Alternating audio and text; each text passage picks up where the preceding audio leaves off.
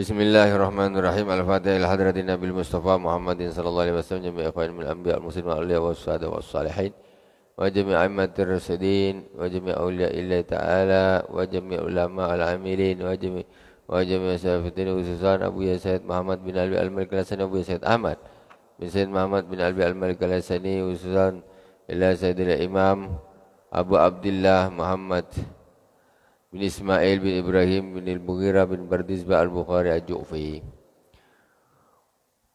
Qala wa bi ilaikul hadatsana babu idza dzakara fil masjidi annahu junubun yakhruju kama huwa wala yatayammam. Bab menerangkan ketika seseorang ingat posisi waktu asasnya di dalam duduknya di dalam masjid. Fa annahu junubun, ketika dia ingat bahwa dia junub, dia hendaklah keluar dari masjid, tidak diganti dengan siwak. Keluar masjid aja, siwak tidak mencukupi. Siwak tidak mencukupi. Wa bi ilaikal hadatsana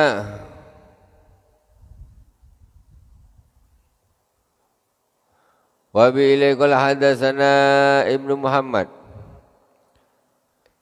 Muhammadin qala hadatsana Utsman Ibnu Umar wa idza akhbarahu Yunusa wa idza akhbarana Yunusu an Zuhri an Nabi Salamata an Abi Hurairah radhiyallahu ta'ala anhu bimithli as-sufuf.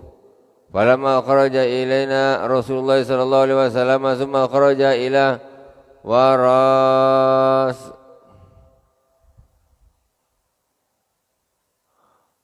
summa kharaja ilaina warasuhu fakabura hadi fasallaina tabau Abdul A'la min Maghfar min Ma'mar an Zuhri warahu al-Auza'i. Astagfirullahaladzim, ada kacamata lupa pula nak pasang, pantas kok gelap, susah betul baca nih. Kacamata depan mata lupa, Masya Allah, masih muda padahal ni tak? Apa pasal susah betul baca ni. Astagfirullahaladzim.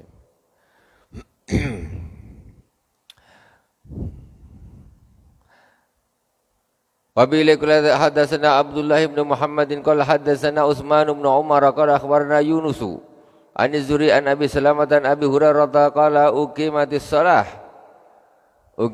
salatu wa udhilatis sufufu qiyaman fa kharaja ilaina Rasulullah sallallahu alaihi wa alihi wasallam falamma qama fi musallahu dzakara annahu junubun wa qala lana makanakum thumma raja'a fa qatasala thumma kharaja ilaina wa rasuhu yaqduru fakabbara fa sallaina mahu tabahu Abdul A'la an Ma'mar an Zuhri wa rawahu al-Auza'i an Zuhri. Ada hadis diriwayatkan oleh Imam Abu Hurairah. Kata Imam Abu Hurairah, solat dikomatkan, komat solat. Kemudian wa'udhilatis sufufu qiyaman, saf-saf sudah diluruskan, berdiri semuanya. Wa kharaja ilaina Rasulullah, kemudian Rasulullah keluar menuju ke tempat imam. Jadi kalau di daerah di Jawa di pesantren saya tuh, pesantren pertama saya, jadi masjid nih ada pintu masuk dari luar langsung ke imam. Gitu. Jadi semuanya itu komat, Komatnya kapan? Ketika kunci itu bunyi, krek, pintu itu bunyi, krek, komat, Allah Akbar, Allah berarti kiai masuk tuh, pintu dibuka. Nah, komat selesai, kiai langsung ke depan. Tidak membelah apa namanya ini, soft, langsung dari depan masuk. Kayak kita ini boleh lah masuk, imamnya di situ. Jadi Rasulullah ketika orang sudah soft datang, Rasulullah langsung kharaja keluar. Karena rumahnya Sayyidah Aisyah yang tempat makamnya Rasulullah itu sebelah kiri mihrab. Jadi ini mihrab tempat imam. Rumahnya Sayyidah Aisyah sana. Lurusnya mihrab. Lurusnya mihrab. Jadi mungkin Rasulullah tuh langsung dari rumah tuh langsung menuju ke arah imam. Jadi tidak membelah saf yang sudah diluruskan.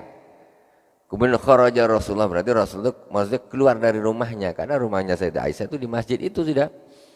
Yang sekarang jadi tempat makamnya Rasulullah, Sayyidina Abu Bakar sama Sayyidina Umar, itu rumahnya Rasulullah. Rumahnya Sayyidah Aisyah radhiyallahu taala anha. Jadi Rasulullah tidur di situ, sholatnya di sebelahnya karena masjidnya tuh langsung.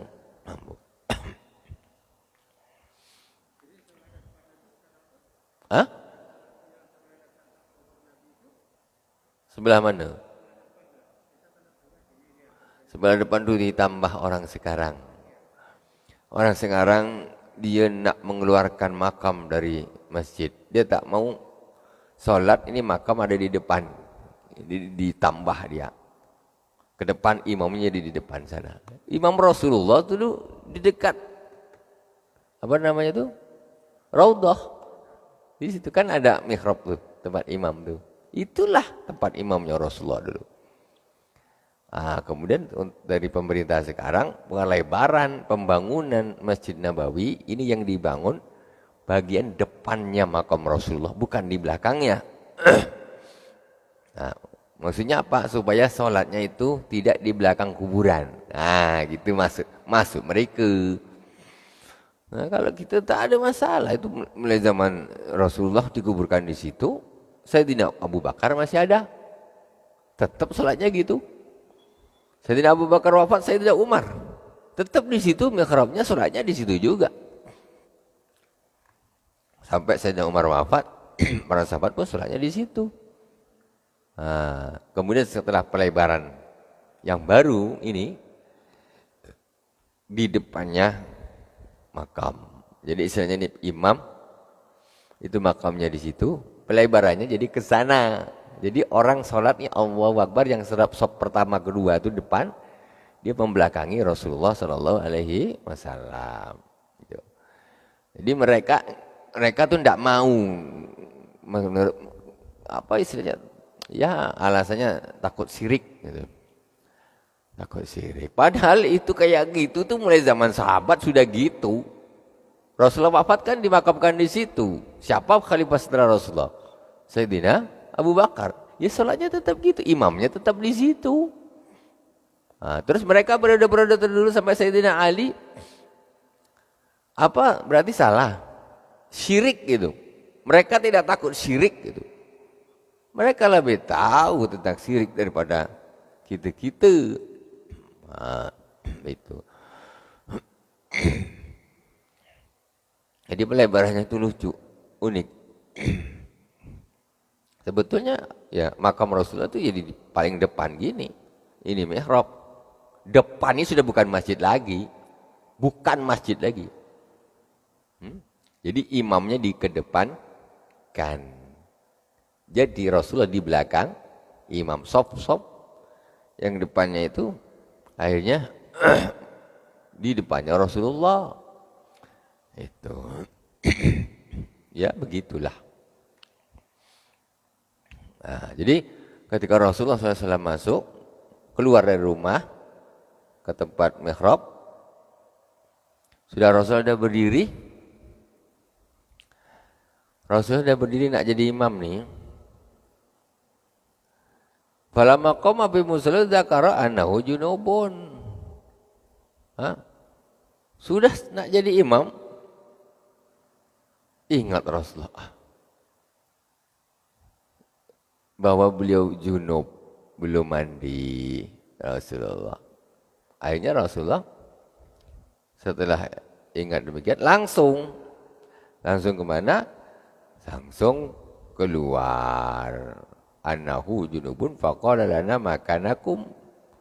Kata Rasulullah, engkau situ aja kalian.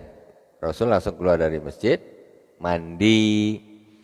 Itu. Kalian gitu aja, situ aja kata Rasul. Tak usah buyar, kata Rasul maksudnya. Itu makanakum, di tempat kalian masing-masing. Tak usah buyar. Kemudian faqala lana makanakum summa raja faqtasala. Rasulullah pulang, mandi, ya, mandi.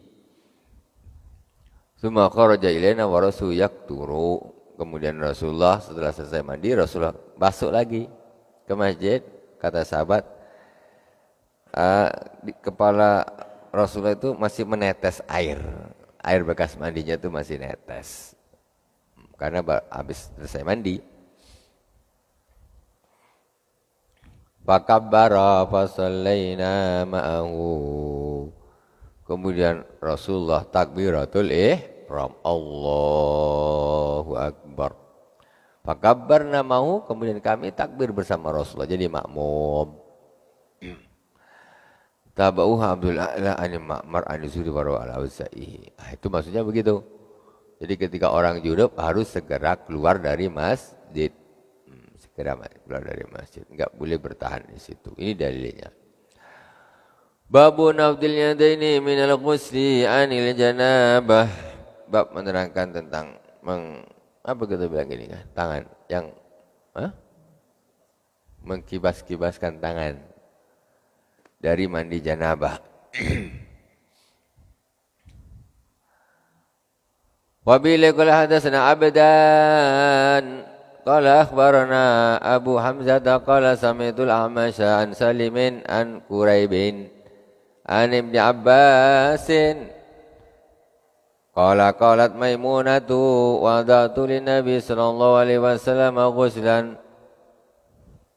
fasatartuhu bisawbin fasabba ala yadayhi wa ghasalahuma thumma sabba biyaminihi ala shimalihi wa ghasala farjahu fadraba biyadil arda wa masaha thumma ghasalaha famadmada wastansaka wa ghasala wajhahu wa idra'ayhi thumma sabba ala rasihi wa afadha ala jasadihi thumma tanaha fa ghasala qadamayhi wa nawaltuhu thawban falam ya'khudhu fantalaka wa huwa yanqudu yadayhi.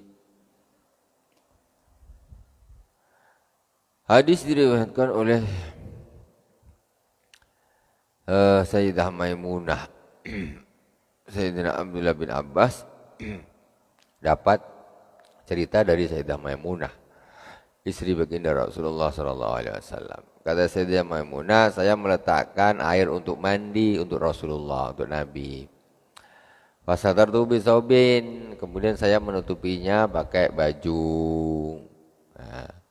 Fasabba ala yadayhi faghasalahuma. Pertama Rasulullah mencuci dua tangannya, dua tangannya dicuci. Summa sabba biyamini ala shimalihi. Kemudian Rasulullah menuangkan air pakai tangan kanannya ke tangan kirinya. Faghasala farjahu. Faghasala farjahu. Air untuk membersihkan kemaluan pakai tangan kiri. Jadi membersihkan kemaluan itu memegang pakai tangan kiri, jangan pakai tangan kanan. Sunnahnya gitu. Kemudian fadaraba biyadil arda famasa. Kemudian setelah membasuh kemaluannya Rasulullah meletakkan tangannya di bumi dan digosokkan ke tanah supaya bekas-bekas ini hilang. Nah, bekas-bekas najisnya, kotornya hilang. Summa ghassalahuma, kemudian dicucilah tangannya tadi setelah digosokkan ke bumi, disiram supaya baunya juga hilang. Tuh. Jadi sebenarnya gitu orang istinja ya, tangannya gosokkan ke tanah baru disiram. Nah, kalau gitu zaman sekarang pakai sabun, nah, Rasulullah pakai gosok di tiang ataupun di tanah. Fahamad mada wastansaqa wa ghasala wajhahu, kemudian Rasulullah berkumur-kumur menyedot air ke hidung, kemudian membasuh mukanya, wa dzirahi, dan dua tangannya, summa sabala rasi, kemudian Rasulullah menyiram kepalanya, wa fada ala jasadi, kemudian menyiram ratai badannya, summa tanaha fa ghasala qadamai, kemudian Rasulullah Rasulullah mundur dari tempatnya, beralih dari tempat itu, kemudian Rasulullah membasuh dua kakinya. Tidak di situ, mungkin kalau zaman Rasulullah tak zaman sekarang. Kamar mandi, tempat mandi itu mungkin tanah. Namanya kalau kita mandi kan tentu kaki ini tetap ada tanah-tanahnya. Rasulullah minggir dari situ dulu, beralih tempat, kemudian baru kakinya dibasuh. Faghasala qadamai fanawaltuhu sauban falam ya'khudhu. Setelah gitu saya memberikan kain kepada Rasulullah. Kain, sauban, ya kain gitu. Tetapi Rasulullah tidak mengambilnya. Rasulullah pergi wa huwa yanfudu yadaihi. Rasulullah enggak mau kain untuk elap apa, Rasulullah tak mau, coba ini aja. Itu saja Rasulullah. Dilap enggak, tapi cuma digibas-gibaskan saja. Itu. Tengok kalau kita ngaji kayak gini, tentu ada perasaan kita ini lebih apa ya istilahnya, dekat kepada Rasulullah sallallahu alaihi wasallam. Kita dengar cerita Rasulullah terus. Jadi ada dekat, tambah selawat. Tapi kalau tak pernah lah begini, ngaji tentang hadis-hadisnya Rasulullah, sunnah-sunnahnya Rasulullah, jauh rasanya dengan Rasulullah nih, jauh. Ya, ketika kita bercerita begini, ya, rahmat Allah Subhanahu Wa Taala turun dengan deras. Berkahnya luar biasa ngaji begini nih. Cuma tidak semuanya orang tahu atau tidak semuanya orang minat. Karena berkahnya tak nampak oleh mata. Ya, kalau nampak gitu balik bawa duit satu karung. Oh, ini lebih hebat dari duit sekarung, Pak. Jangan macam-macam. Tiap pergi ngaji bawa tas kosong. Balik rumah buka penuh duit. Habis ngaji apa? Banyak duit. Bukhari. Belajar hadisnya Rasulullah, macam mana mandinya Rasulullah, ceritanya gimana. Ini berkah luar biasa. Inda dzikri sholihin tatanazzalur rahmat. Ketika disebut ceritanya orang-orang yang soleh, maka rahmat Allah turun dengan deras bertubi-tubi. Ini ceritanya Rasulullah. Nah, jadi kan kita rasanya dekat. Itu pentingnya. Inilah diantaranya kelebihan kita ngaji hadis. Kemudian kita akan banyak berselawat kepada baginda Rasulullah sallallahu alaihi wasallam. Gimana bisa? Sebentar. Qala Rasulullah sallallahu alaihi wasallam. An Rasulillah sallallahu alaihi wasallam. Itu terus.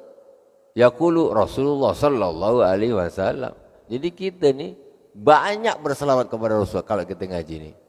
Nah, itu salah satu keistimewaannya kita ngaji hadis.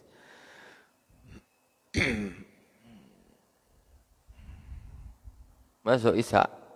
Belum. Babu man bada'a bisikir ra'si al-aiman fil ghusli. Bab menerangkan tentang orang yang memulai kepala bagian sebelah kanan dalam mandi.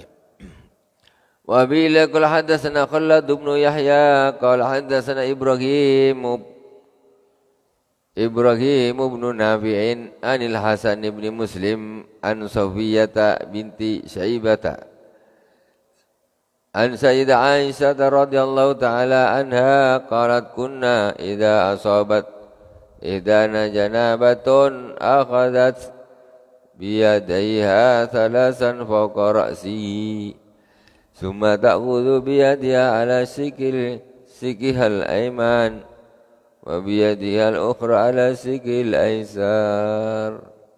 Kata Sayyidah Safiyah, dia meriwayatkan dari Sayyidah Aisyah. Kata Sayyidah Aisyah, kami ketika salah seorang di antara kami itu janabah, maksudnya nak mandi, akhadat biyadaiha salasan fawqa rasi, maka maksudnya salah seorang kami itu akan mengambil tiga gayung pakai tangan, tapi tiga kali dibasahkan ke kepalanya. Kemarin kan kita sudah ada meriwayatkan Rasulullah meratakan dulu sampai di kulit-kulitnya. Ini tiga kali, 1, 2, 3 diratakan semua, rata. Maksudnya sudah sampai ke kulit-kulitnya di sela-sela itu. Kemudian summa ta'khudhu biyadiha ala sikil ayman. Kemudian dah 3 kali gitu, dah merata-ratakan dalamnya, ambil air lagi, disiramkan ke kepala sebelah kanan. Wa biyadihal ukhra ala sikihil aysar. Kemudian ngambil lagi satu untuk kepala sebelah kiri. Wa biyadihal ukhra ta'khudhu biyadiha ala sikil ayman wa biyadiha al-ukhra ala sikil aysar. Yang berarti kanan dulu baru sebelah kiri. Berarti pakai kiri. Gini. Gini. Pakai tangan yang lain, berarti tangan kirinya untuk membasahi kepala sebelah kiri.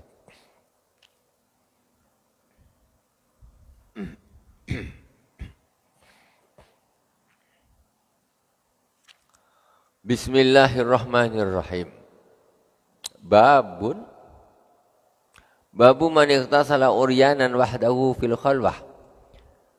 Bab menerangkan tentang orang yang mandi telanjang sendiri di tempat yang sepi. Apa hukumnya tuh? Kan? Ada nih tuh. Juga Bukhari ada hadisnya. Ini awal bab. Waman tasattara fatasattur afdal. Dan orang yang mandi tapi pakai tutup. Pakai tutup itu adalah lebih utama. Waqala Bahzun an abihi an jaddihi an Nabi sallallahu alaihi wasallam. Wih, panjangnya hadisnya. Selesai sudah, ya. Kita lanjutkan nanti aja mulai dari awal. Mulai dari awal tentang barang siapa yang mandi tanpa penutup dan pakai penutup. Wallahu subhanahu wa ta'ala alam. Subhanakallahumma wa bihamdik asyhadu an la ilaha illa anta astaghfiruka wa atubu ilaik. Wa sallallahu ala sayyidina Muhammadin wa ala alihi wa sahbihi wa baraka wa sallam. Alhamdulillahirabbil alamin. Wassalamualaikum warahmatullahi wabarakatuh.